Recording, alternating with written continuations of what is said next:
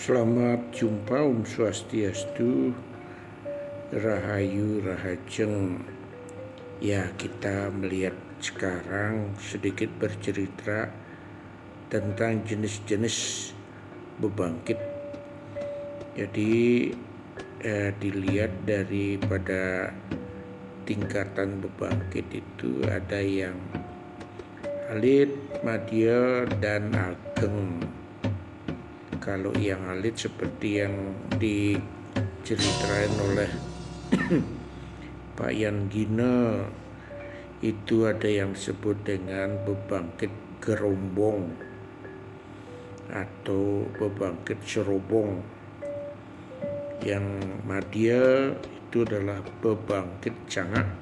Nah, waktu di Pemerajan itu adalah seperti itu. Ada yang besar, yang utama bebangkit agung. Jadi Mekaras itu dilihat dari tingkatannya. Kemudian yang bebangkit gerombong itu jadi untuk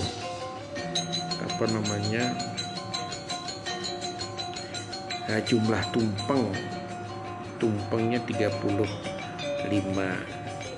Kemudian untuk gayahnya menggunakan gayah pupus. Kalau bebangkit cangak atau bogem itu adalah jumlah tumpengnya adalah 40. Gayahnya menggunakan gayah sari. Kalau bebangkit agung itu jadi menggunakan adalah jumlah tumpengnya 44 dan menggunakan adalah gayah utuh. Itu dilihat dari tingkatan. Kalau menurut jenis ulamnya, jadi ada dibedakan, dia adalah jadi ulam. Jadi ada bebangkit selaman, ada bebangkit kapil. Kalau selaman itu menggunakan kambing, kerbau ataupun penyu. Kalau adalah yang kapil menggunakan ulamnya babi. Kemudian kalau dari segi warna adalah pancawarna. Nah, itu dulu Rahajeng Suksema. Ya, kita lanjut lagi. Jadi kalau tadi kita sudah membagi adalah bebangkit dibagi menjadi 3 berdasarkan besarnya: alit, madya, agung. Alit, madya, agung. Jadi bebangkit gerombong, bebangkit cagak, bebangkit agung ini berdasarkan gayahnya. Gayah yang alit itu adalah gayah pupus. Kemudian ada gayah sari, gayah utuh.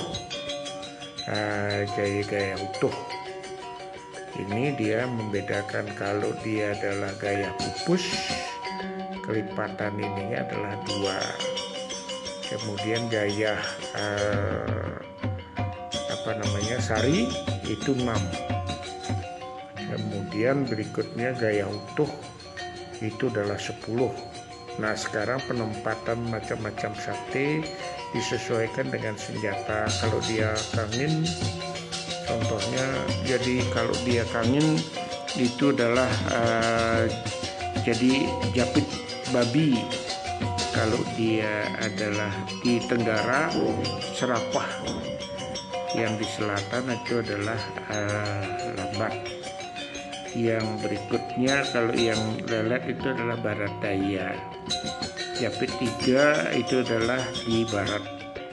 Kemudian sunduk ro itu adalah di barat laut.